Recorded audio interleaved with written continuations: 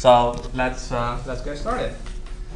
Today I'm going to talk about the linear algebra stuff and calculus.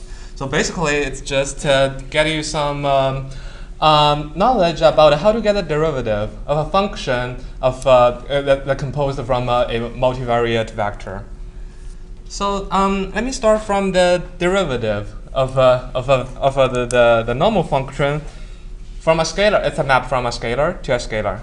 So this is easy. For example, fx equals to x squared, something like this. It's very simple, casual.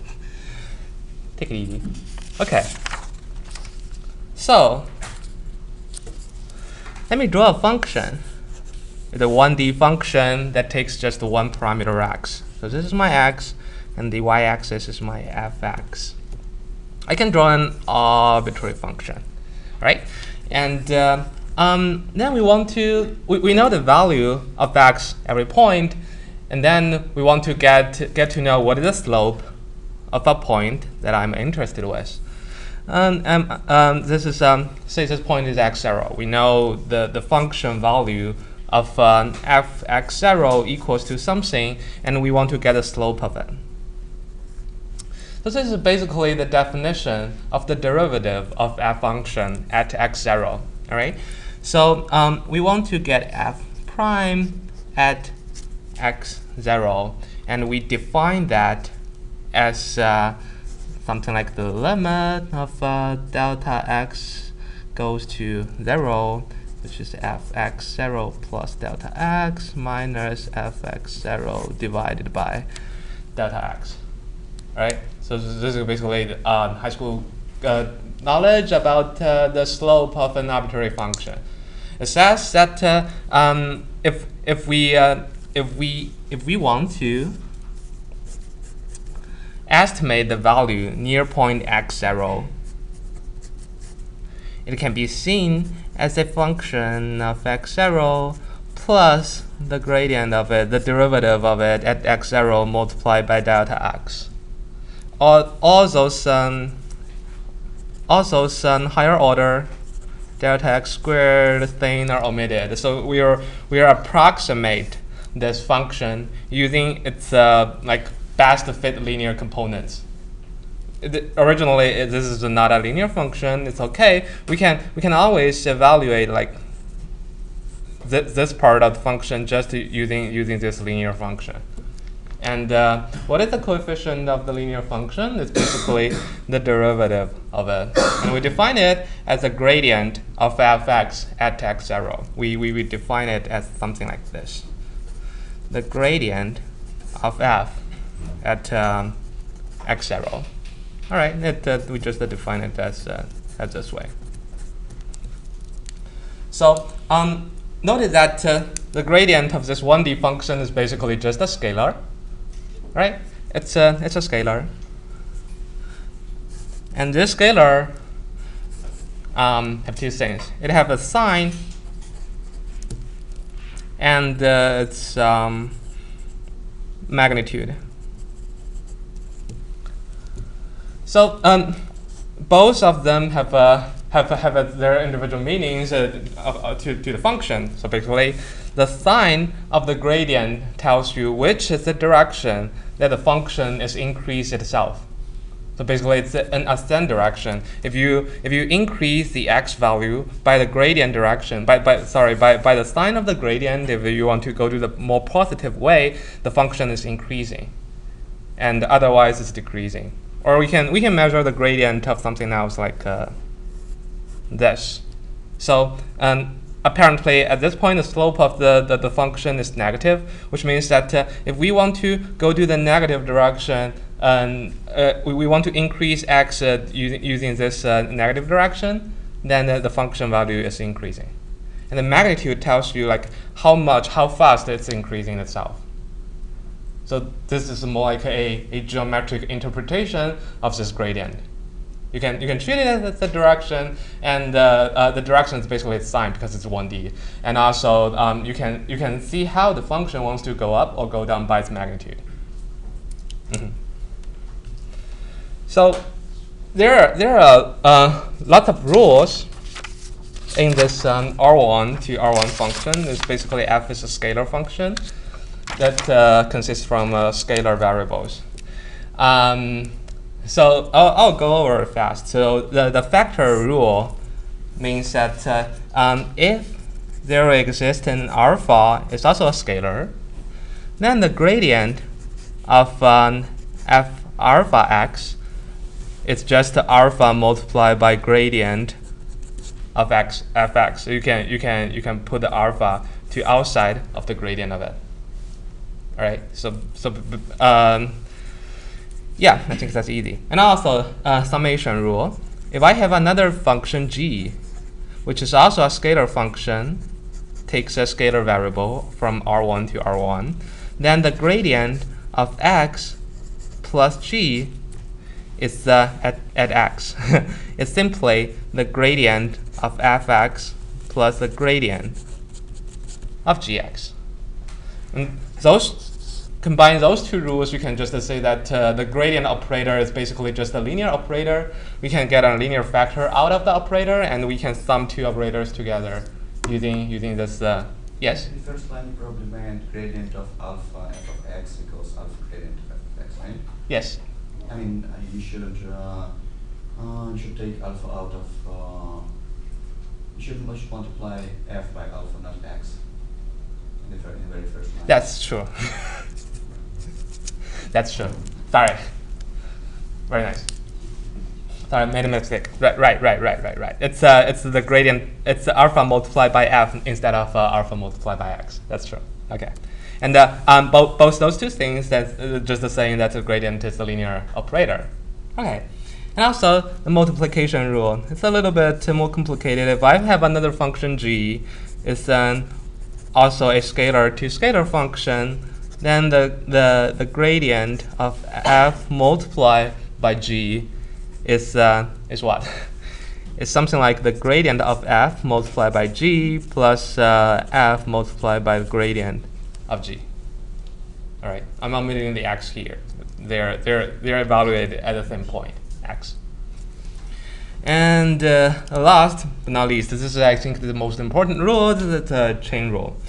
If I have another function g, it's also a scalar function.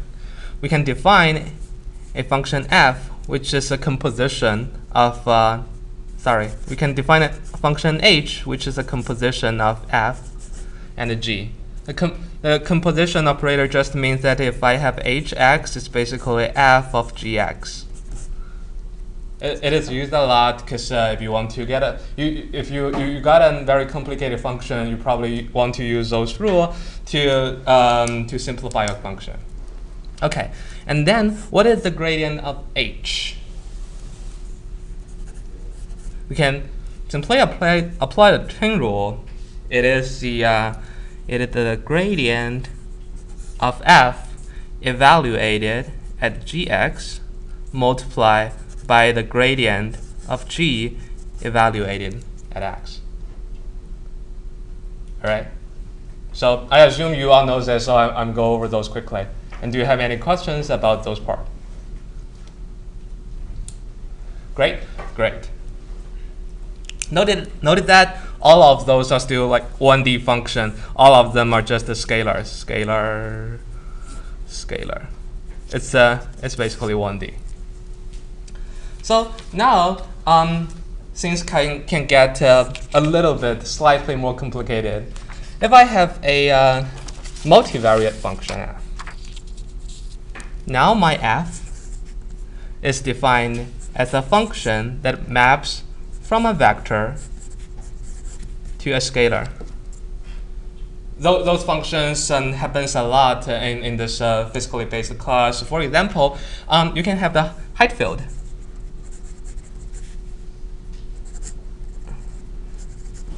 So if you have a height field, it's basically that this is the height field function, and also this is there are two axes.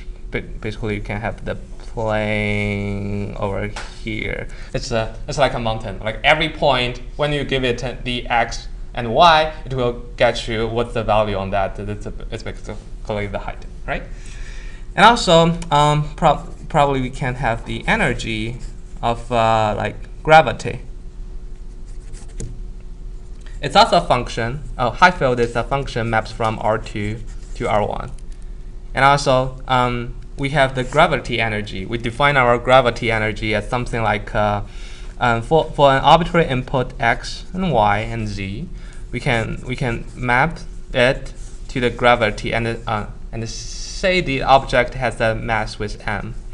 So the gravity will be 0 m g multiplied by y 0, something like this. It's irrelevant with the x and the z coordinates, but it's only affected by the y coordinates. The higher you got, the higher potential energy caused by gravity that you have. All right. So all those things are just a function that maps from an Rn space to R. So we call this function a multivariate function. It has multiple variables. And now let's see if I am interested at a point, also x0. Probably this index is not very nice. It's an x01, x02. I want to measure the slope of the function at that point, and I want to define the gradient operator at there. All right. So basically, I want to have my f of x multiplied by delta x equals to the value at x0, and plus something multiplied by the delta x. All right. So at first, someone tell me which is the dimensionality of this square. So delta x is an n by 1 vector, and this fx is just a scalar 1 by 1, and this one is also a 1 by 1. And what's the dimensionality of this one? Yes, it's a 1 by n vector. It's a row vector, and we define this row vector as the gradient of f evaluated at x0. Right. Some of them are just to define the gradient of it as the transpose of it, so we can make the same dimensionality with delta x, and either way is fine. I just want to make my notation consistent. Okay. For example, if I have a function f of x1, x2 equals to something like x1, x1, x2, to something like x1 squared plus x2 squared. It's basically a 2D parabola. All right. So what does this function look like? It looks like something this. So I don't need to draw. If I draw the isoline of this function, if I put my camera on top of it and see the height field of it, this is x1 and this is x2. It looks like something like this. So this is isoline of this function, and they are going higher and higher. And you can see this is a parabola. I'm not sure if you will be able to see it on the video recording, but yeah. And so what is the gradient of that evaluated at each point? I can evaluate by definition of fx y equals to x squared plus y squared.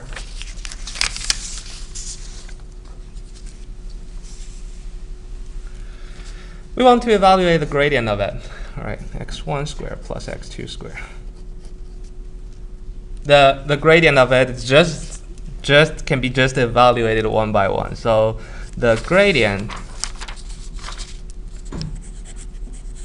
of f x1 x2 can be seen as you can just treat f as a function of f1 and the fixed x2.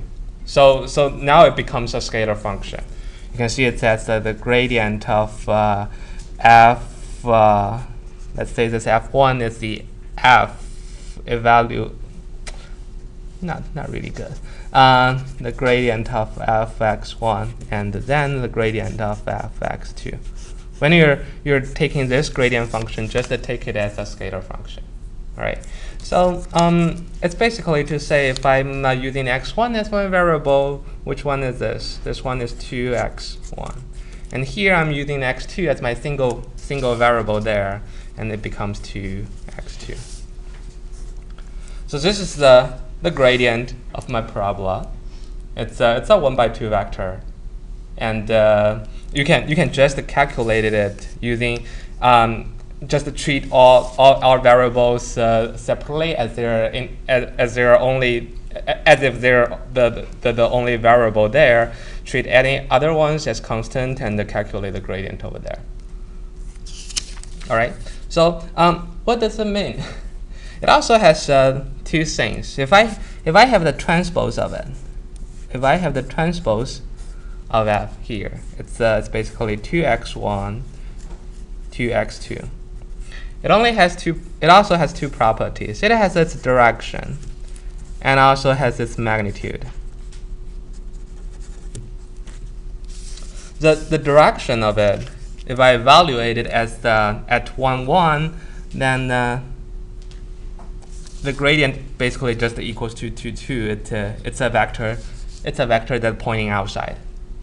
All right. So the direction of it also tells you which is the fastest ascent direction of the entire function. If I want to climb a hill, then there are lots of directions that I can choose. I'm always going to choose the fastest ascent direction to get to the top of the hill in order to get the top of the hill faster. That's a gradient direction. And what is the magnitude of it? The magnitude of it evaluated at 1, 1 is something like a 2 square root of 2. It tells you of what is the slope at the current point. So if this is very large, it means the slope is very steep. And if this is a very, very small number, it tells you that the current point that I'm standing has a slope that is very mild. All right? Okay. And do you have any questions about this part? Great. Okay. Nice. So basically here, I'm just saying that in order to get the gradient of the multivariate function, I can just get the gradient of each scalar function one by one, treating all those variables as the only changing variable, and then we can get the gradient of this multivariate function. Okay, and to make an analogy of this 1D standard rules, we can also have the calculus rules for this multivariate function. So basically, if alpha is a scalar, then the gradient of alpha f of x, here x is a vector, it's basically alpha multiplied by gradient of f evaluated at x. You can get this alpha out of the gradient operator. It's intuitive. And also, similarly, the summation goes to the same. If I have another function g, it's also a function maps from Rn to R1, then the gradient of x plus g measured at x is basically the gradient of fx plus the gradient of gx. All right. And also the product rule. The product rule, slightly more complicated, but also we can just generalize the 1D product rule to this multivariate one. The product of f multiplied by g is simply this plus f multiplied by gradient of g. Here, you need to be a little bit cautious because their gradient of f is a 1 by n vector. And also here, gradient of g is also a 1 by n vector. So in total, it produces a 1 by n vector, which makes sense because the function f multiplied by g is also a function that maps from Rn to R1. So the gradient of it should be a 1 by n vector. So when you're doing this, just be very careful about the dimensionality of all the things, because once things go to multi-dimensional, then it can simply get you into trouble if you are not paying attention to the dimensionality. And the last one, and also this one, last but not least, we have a chain rule. So currently we can, if we only have this function that maps from Rn space to R1, we cannot define the composition of two functions easily, because the composition h equals to f compose g is something like this: hx equals to f of gx. All right. So here, if gx, if g is a function that maps from Rn to R, say k, then also we can define f as another function that maps from Rk to Rm. And we can also define this h function, which maps from Rn to Rm. So now let's talk something about those special functions. They're nothing, just basically this is a vector function that has multiple variables. So it's a multivariate vector function.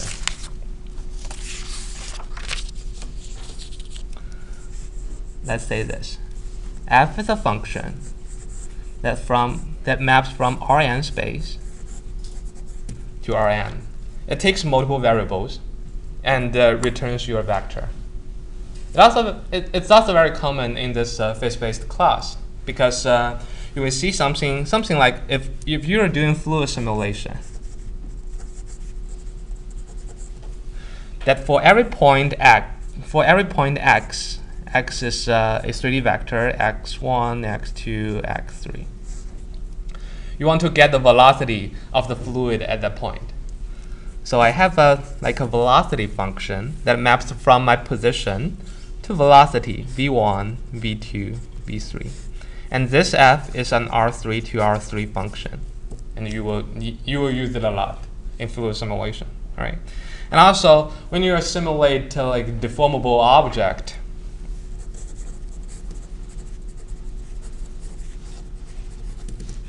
you will also see something at the deformation gradient of something. It's nothing but just a deformation map. So say now I have a 2D deformation map that maps from R2 to R2. It's basically a matrix. Say it's 2, 0, 0, 1. So any kind of vector, when I push it into the space, it will return me a new vector. Like fx equals to this matrix multiplied by x. Basically, this is saying that if I have a vector like there, after this kind of transformation, I will have another vector which is pointing to there. All right. So so those functions are also very common to see, and now we are interested in the gradient of those functions. So we have a f. Now f is a vector of x0 plus delta on x, and we also want to find the best linear approximation of f around point x0. So that will be fx0 plus something multiplied by delta on x. And this is, in our definition, this is the gradient of f evaluated at x0. Okay, so now my f is an m by 1 vector. My f is an m by 1 vector. And this is our input is still an n by 1 vector. So what's the dimensionality of this one? Right. Okay, so it's simply n by n. And people always have a definition for this one. They are calling the gradient of this multivariate vector function as the Jacobian matrix of it. So it's nothing, it's just the gradient of it. And let's see how to do it.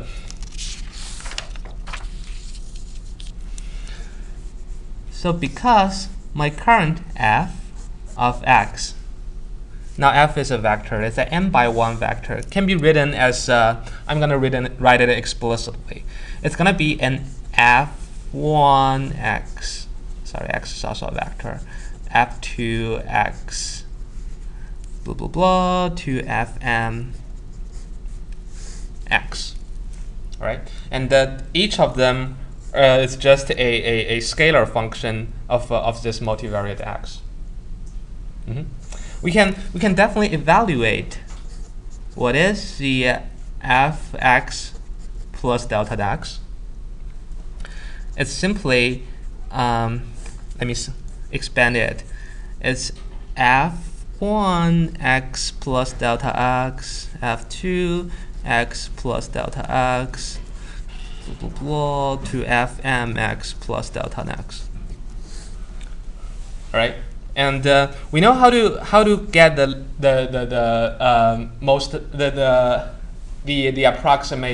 best fit linear approximation of it, because this is basically just the linear function over this multivariate variable x.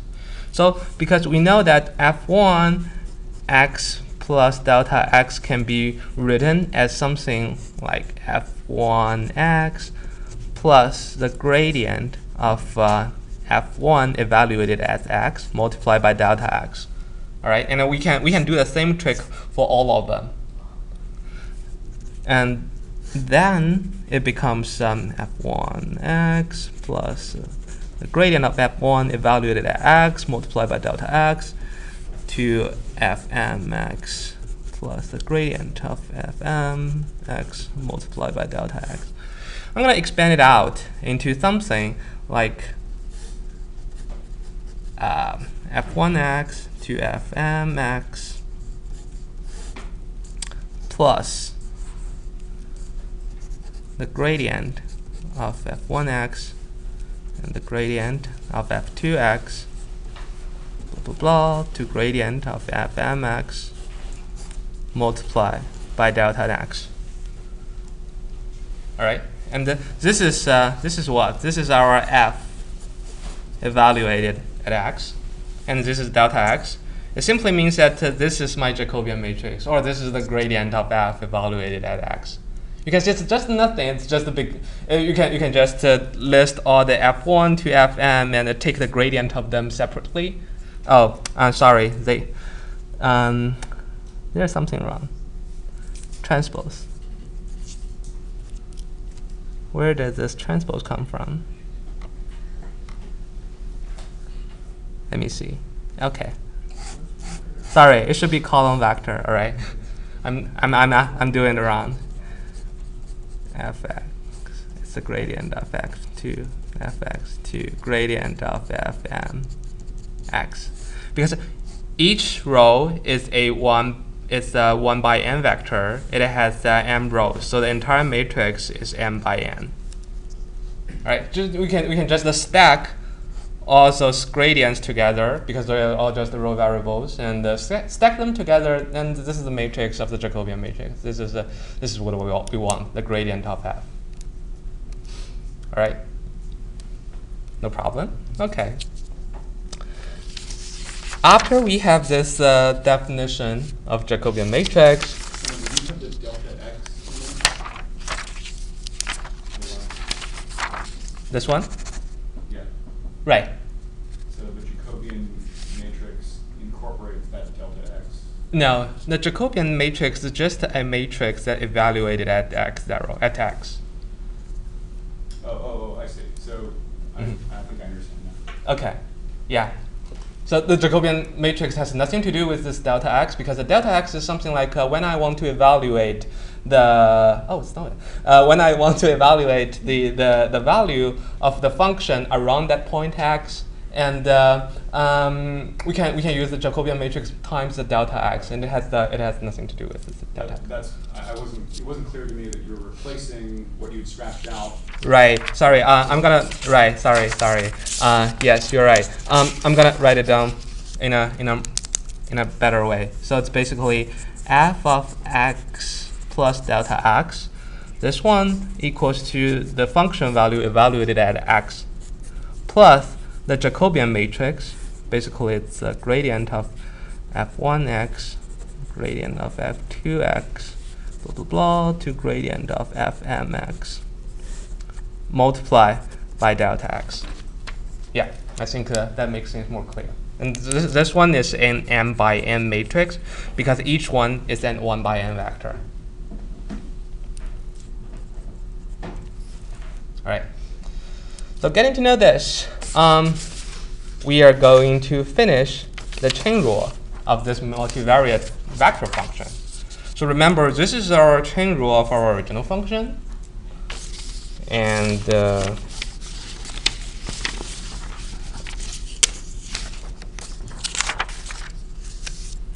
I have 4, my chain rule. So now I have a function f, which is an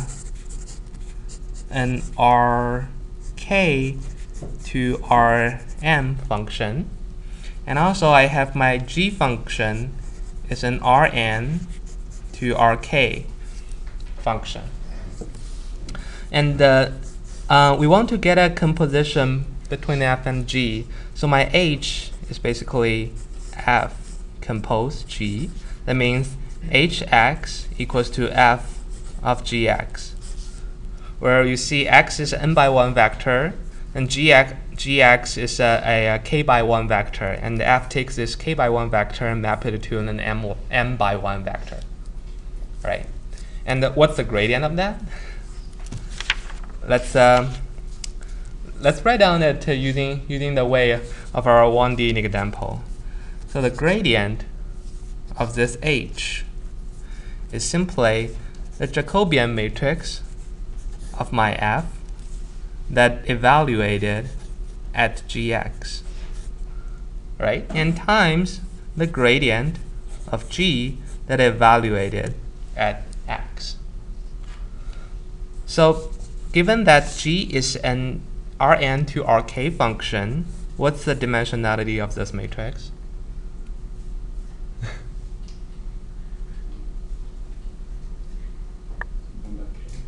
Right. It's actually k by n because you can see that gx plus delta x, this one equals to gx plus the Jacobian of this one multiplied by delta x. So the Jacobian matrix maps that x from an n by 1 vector to a k by 1 vector. So this one, the gradient of gx, the Jacobian of g, is basically a k by n matrix. All right. And also, we can see what is this one. How about this one? Right. This is an m by k matrix. And then it let me go back to an m by n matrix. And this is what h exactly do. H is a function that maps from Rn to Rm. All right. So when you're playing with that, be very careful about the dimensionality, as I said. Okay, and I think that's all that I want to talk about the multivariate function and its rules. And do you have any questions of that? No? No? Great. Okay. I want to mention something that is slightly more complicated. Like because it's a multivariate function, I can also have another rules like something like a dot product rule.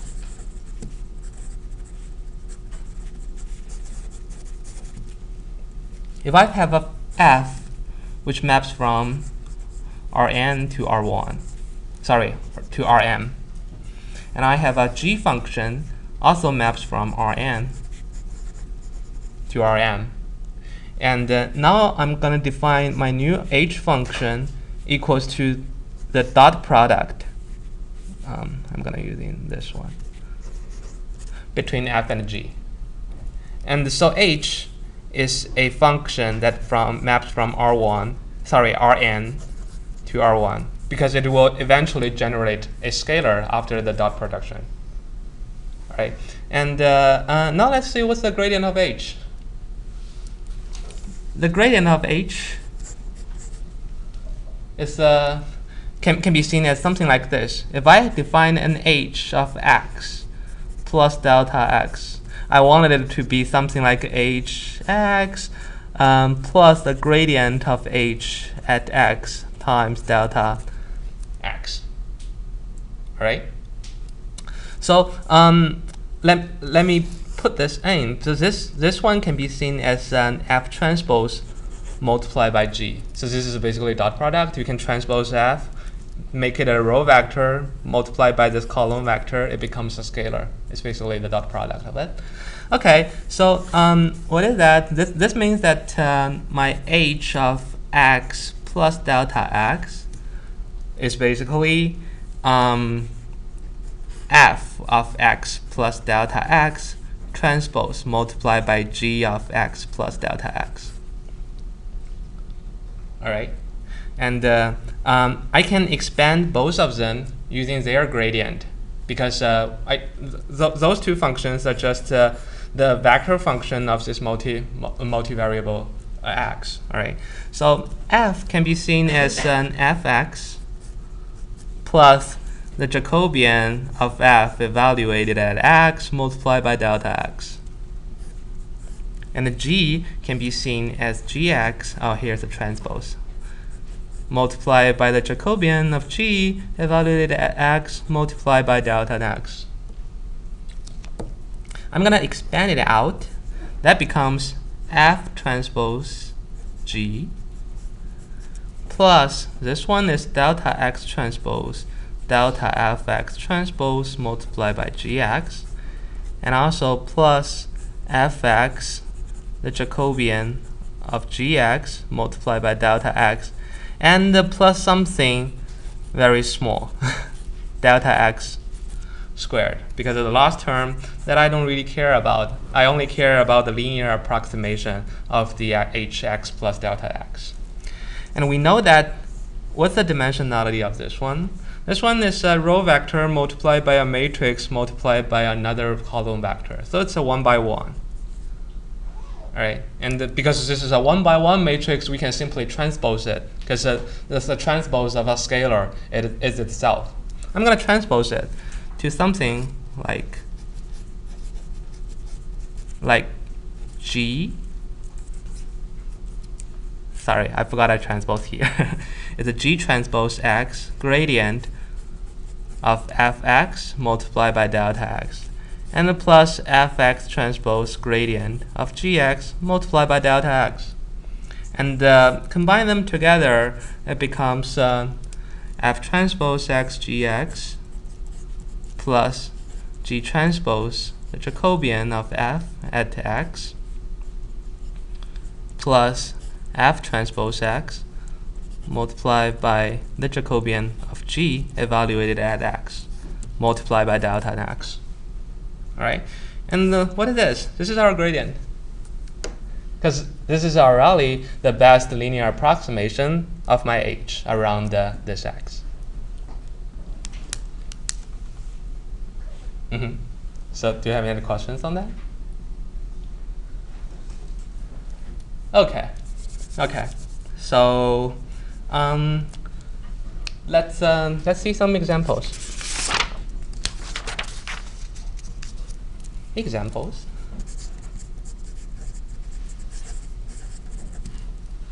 Let's see, the very first example will be very easy. It's something like the deformation map that I talked before. If I have an h, it's a vector that takes another vector x as input, simply equals to a matrix A multiplied by x. So the A matrix is an m by m matrix, and this x is an m by 1 vector. This f is an m by 1 vector. All right. So what's the Jacobian of this function? Take a guess before you really want to calculate it. X transpose. So first, okay, what's the dimensionality of the Jacobian matrix of this function?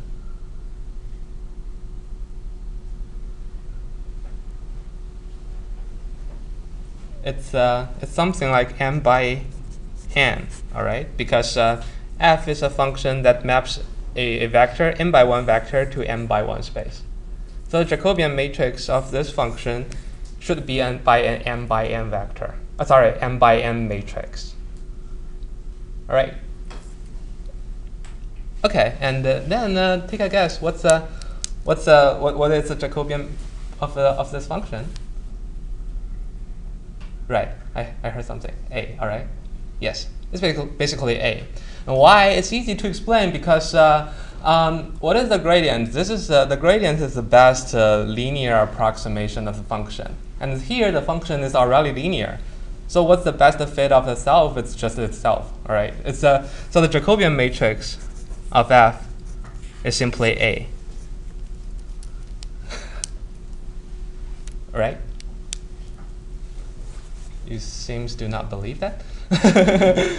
Well, I can expand it out. If A equals to A11, A12 to A1n, and A21, A22 to A2n, blah blah blah, to AM1, AM2 to AMN. And multiply by x. X I can also expand it at x1, x2 to xn. Right. If I multiply them out, what is the first term? The first term will be A11x1 plus A12 x2 blah blah blah plus A1n xn. All right, and I can repeat that to the last term. The last term is AM1 x1 plus AM2 x2 to AMN xn. And you remember that when we are taking the gradient of a function, we can just treat them as independent functions and take the gradient of those multivariate scalar functions one by one. So what is the what's the gradient of this function over x1? It's basically A11, all right? Over x2, it's basically A12. Blah, blah, blah, to xn is basically A1n. And we can repeat this process to AM1, AM2, to AMN. And this is a Jacobian matrix. And guess what? It's the original matrix. So the reason why we are explaining we're spending lots of energies to remember what is those representations. Basically, and the motivation of that is basically that we don't want to expand it to indices. You can definitely do that, and that will make you to do things correctly. But we can do it. We can do it easier. Mm-hmm. Okay. So let's get a slightly more challenging one. So now I have another function f that maps from Rn to R1. What is this function? F of x is simply x transpose multiplied by ax. This is the matrix norm of x based on matrix A. So now A is an n by n matrix, and x is an n by 1 vector. It results with an f which is a 1 by 1 scalar. So how do we calculate this one? It's simple because this is nothing but the dot product between x and ax, right?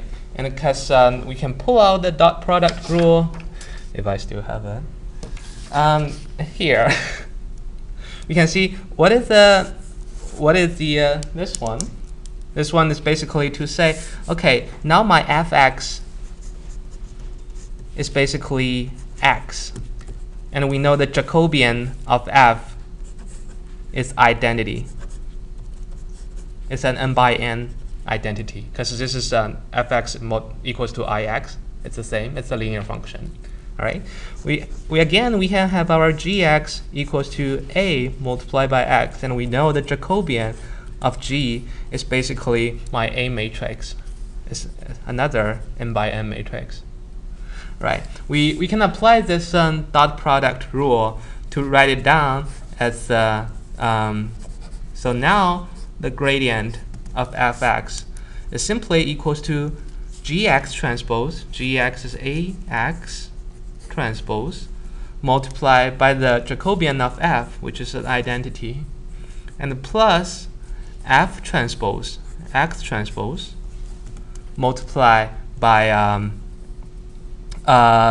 the Jacobian of G, which is A, right? And what does that getting us? It's getting us x transpose multiplied by A transpose plus A.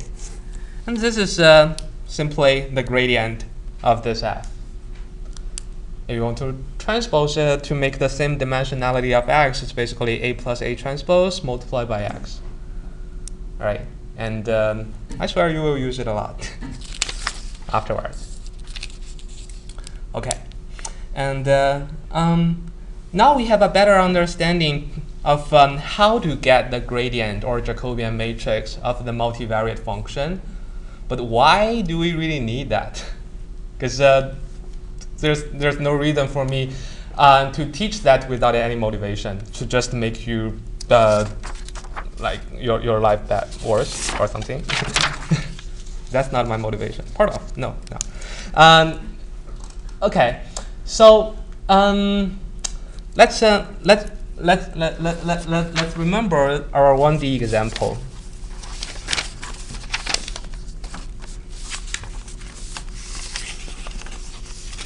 Sorry, we have too many pages. So the meaning of the gradient is that we have the sign of the gradient, we have the magnitude of the gradient. The sign of the gradient in the 1D function means my ascent direction, and also the magnitude means that how much it wants to go up. And also we have similar thing for those multivariate function, the Rn to R1 functions. We also have the direction of the gradient, and we also have the magnitude of the gradient. The direction also tells you what is the most ascent direction, and also the magnitude tells you how much it wants to go. So let's look at a function. Still, f equals to x1 squared plus x2 squared. When I draw the isolines of it,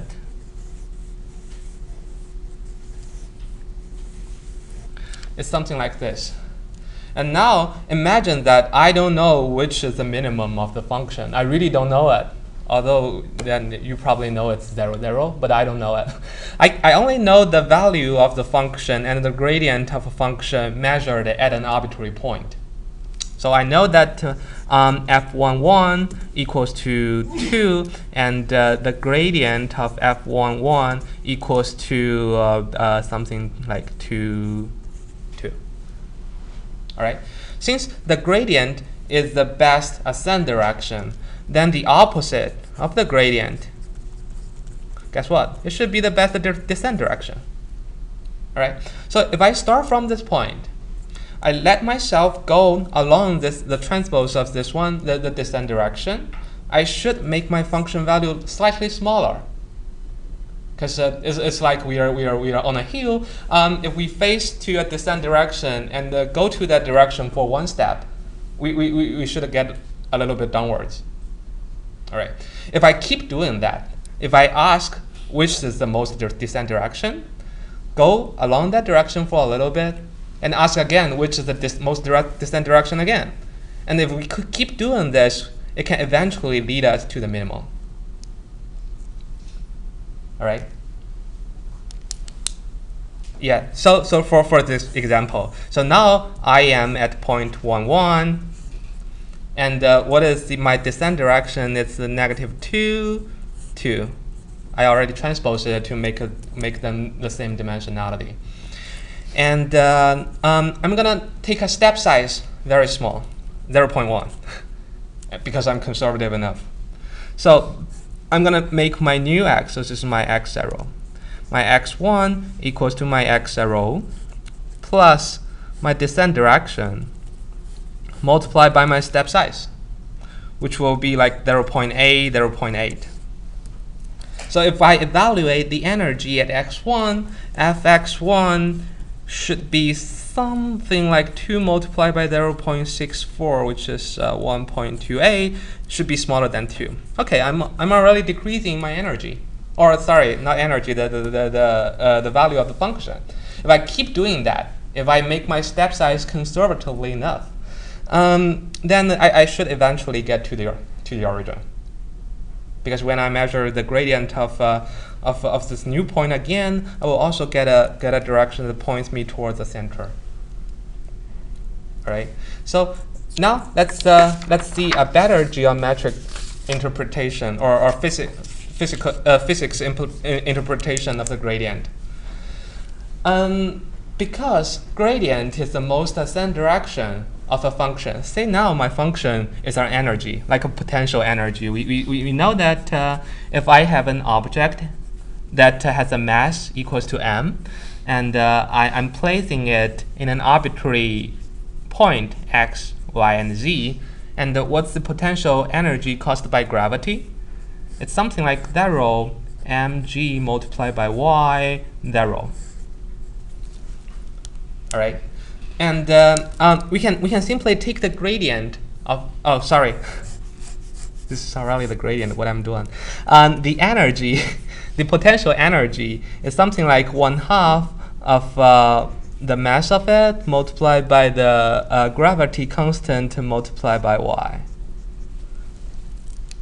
So this is the energy, all right? This is the potential energy. If you place the object at any point in a space, then this is the potential caused by gravity. Okay, and what's the gradient of E? The gradient of E. There's a square, right? It didn't? No, no, and I don't need that 1/2 here. It's mg. Why? Why didn't no one correct me? I'm doing things crazy. Okay. What is the gradient of it? The gradient of it is 0 mg, 0, because it's irrelevant to x and z coordinates. It only cares about the y coordinates. And I say this is the steepest ascent direction because if you want to go upwards, because m is positive, g is something like 9.8. If you want to go upwards, you can only make energy fast, increasing fast. All right. So what is the negative of my gradient? It's negative mg, 0, negative mg, 0. And this is the force caused by gravity. All right. So for any potential energy, when I mean potential, I mean the energy is path independent. For any potential energy, we can just compute the force as the negative direction of my energy, negative gradient direction of the energy, because the negative gradient direction is the best descent direction. That makes sense, all right? If you're in an arbitrary force field, the force will push your energy to something smaller, and it always wants to go through the the best descent direction way. Because if you go that way, you're decreasing the energy fast. All right, and that's also the reason why we can do this, because we can see this as an energy field, and the negative gradient, the opposite of the gradient direction, can be seen as a force that's pushing it down towards the center, the origin, because the force wants to make the energy go down. And the step size 0.1 can be seen as a time step. So each time I'm go through using 0.1 second, I'm going through that direction for 0.1 second, and then I have a new direction, and I go to that direction for 0.1 second more, and eventually I should get to the zero energy point. Okay. So any questions about the gradient? No? Great. Okay. And also, because we mentioned the Jacobian matrix. It's basically the gradient of a vector function, a multivariate vector function. So if I have a function that maps from Rn to R1, it maps a scalar. It maps a vector to a scalar, and we can interpret it as somewhat an energy function. All right, and what is the gradient of that? The gradient of that is simply a function. You can still see it as function. All right, it maps from Rn to Rn.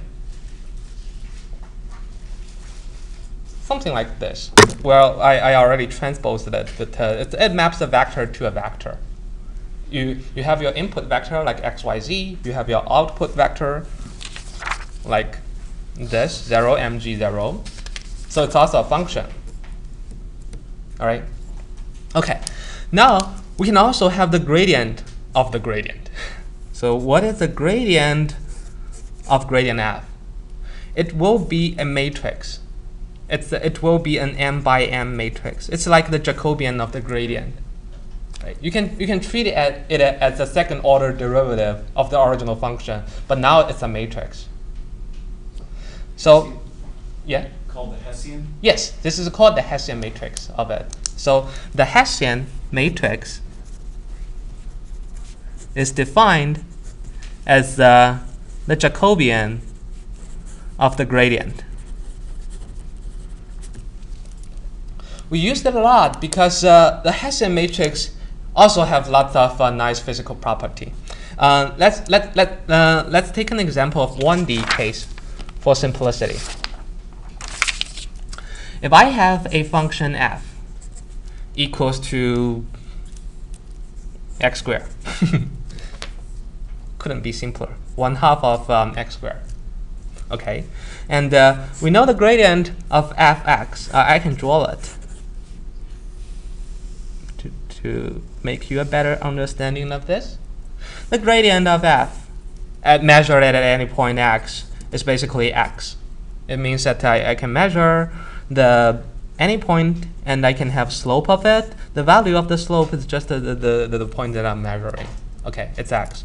And I can have the second order derivative, the gradient of gradient fx. Basically, the Hessian of the f. Now it's a 1-by-1 matrix, or a scalar, it's 1. It's something like this. All right. So this is interesting because 1 is larger than 0. It tells me that the function is convex at any point. Because okay, the definition of convex is something like this. If I have f evaluated at the linear interpolation between 2 points, 1 minus t multiplied by x2, it needs to be smaller than the linear interpolation of the function value.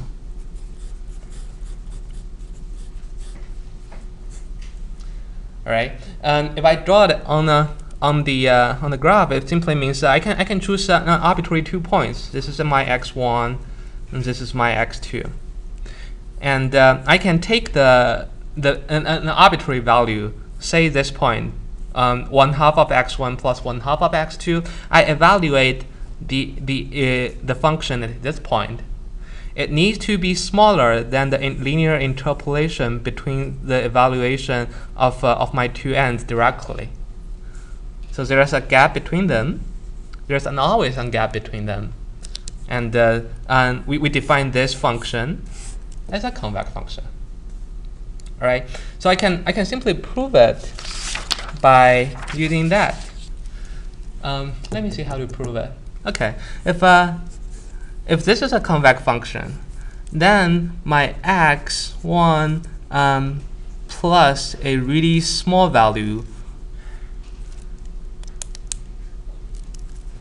alpha delta x. This one should be smaller than, well, this is not the way to prove it. F of x1 plus x2 divided by 2. This is a special case of it. This one should be smaller than 1/2 of fx1 plus fx2. All right. So now I'm defining my delta x equals to x2 minus x1, and then what is happening? It's something like f of 1/2 of x1 plus delta x is smaller than 1/2 of fx1 plus f1x1 plus delta x. Alright. What does that mean? Okay, that means I can put a 2 over here. It means that fx1 minus f1/2 of x1 plus delta x should be larger than f of 1/2 of x1 plus delta x minus there is a delta x over here, minus x1. Something like this. And then we can use the gradient to tell you that the gradient evaluated at this is why is there a 1/2 over here? It's something like the gradient of x1 needs to be gradient larger than the gradient of x2. And then when you take another derivative over that function, you will see that the Hessian is always larger than 0. So that sorry, I'm not proving it correctly, but I will make it up after the class. It tells me that in this 1D case, if I have my Hessian matrix is larger than 0, it means I'm a locally convex. And if it's holding all the way through my entire domain, it means that my entire function is a convex. All right. We can also generalize it into an ND case. Now, if I have a function of f that maps from Rn to R1. Then we also can have this Hessian matrix. It's I'm writing it for simplicity, measured at x. This one is an n by m matrix. And we really can't, let me note it as h. I really can't say whether this matrix is larger than 0 or smaller than 0 because there's no point to compare a matrix with a scalar. But we can have the definition if this matrix is positive, definite. Then I'm going to say this function is locally a convex. And what's the definition of positive definite? It's for an arbitrary vector x not equal to 0. If I have x transpose hx larger than 0, then this matrix H is defined as positive definite. So the positive definiteness of the Hessian matrix is telling us whether the function is a convex or a concave, or not, or neither. We can use this property also to in an optimization framework. Okay. Let's say if I have a function, this one. Also, x1 squared plus x2 squared, my favorite function, the easiest one. X1 squared plus x2 squared. What's the gradient of it? The gradient of this function is simply 2, 2. Oh, sorry, 2x1, 2x2. And what's the Hessian matrix out of it? It will be 2, 0, 0, 2. All right. That is to say that for an arbitrary non-zero vector x, I have x multiplied by the Hessian 2, 0, 0, 2 x transpose multiplied by Hessian multiplied by x is basically 2 multiplied by x transpose x. Or it's basically 2 of the length of the vector squared. Because this is the inner product between x and itself.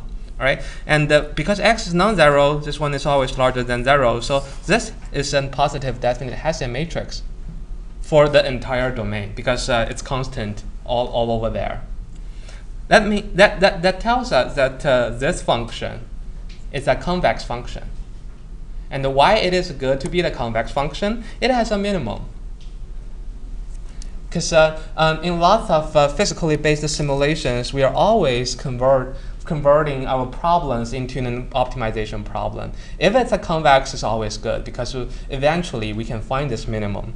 And how do we find it? I have already said that we can find the gradient at an arbitrary point and go through the gradient direction for a little bit, and then update my gradient again, and eventually I can get to the minimum. All right. So, and by the way, what if the matrix is not a? How about this one? What if the matrix is not positive definite?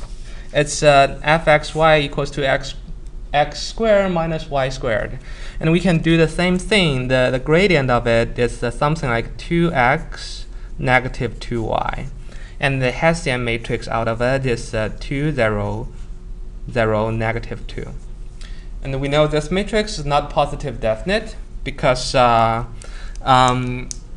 we can have a vector something like 0 negative 1 and then multiply by this matrix, multiply by the vector itself, it will be less than 0. All right?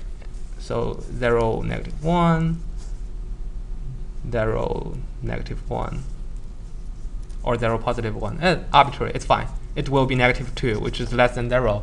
If I change my vector into 1 0 multiplied by the Hessian 1 0, it will be positive. So it's indefinite.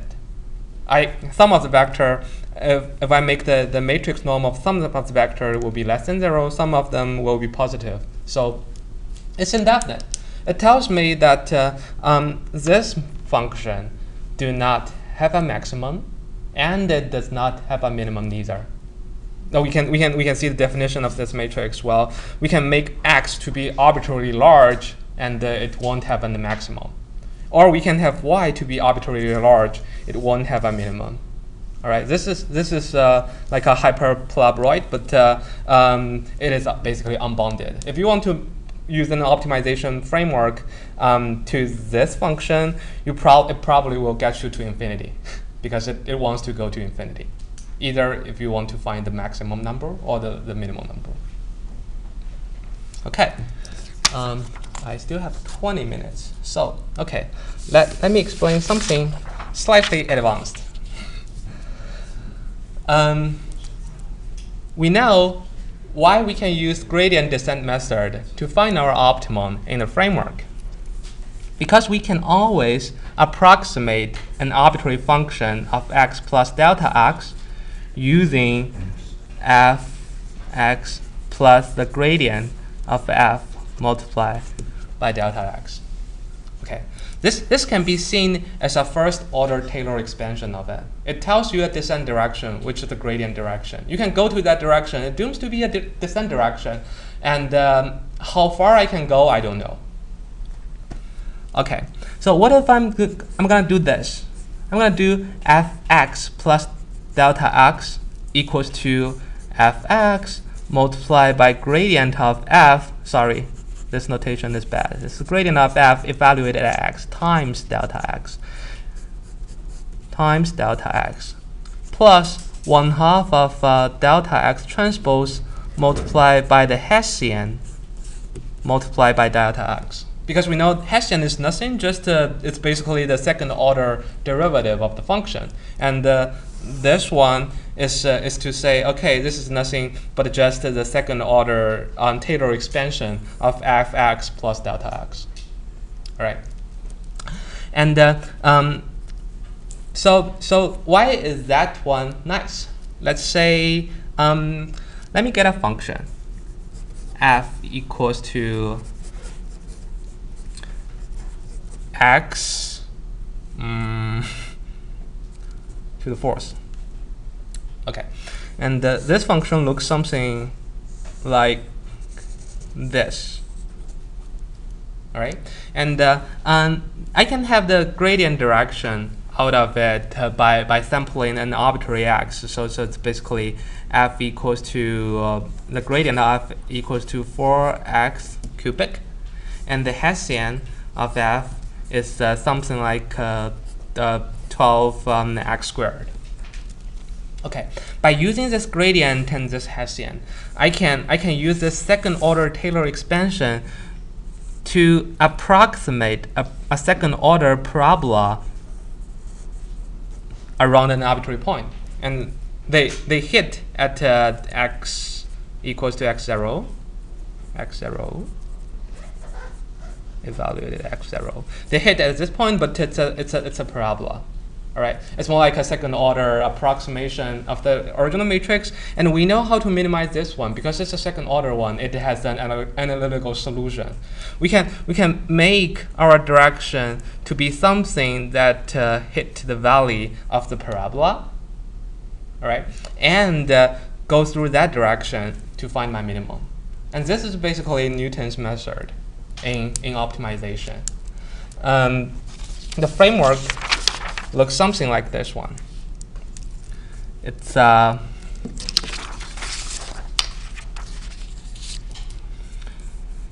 for an arbitrary input x, I'm going to find the gradient of f evaluated at x. Here I already transposed it to make it a column vector. And also I'm going to find the Hessian of fx. And now I'm going to define my descent direction equals to the negative of Hessian inverse multiplied by gradient.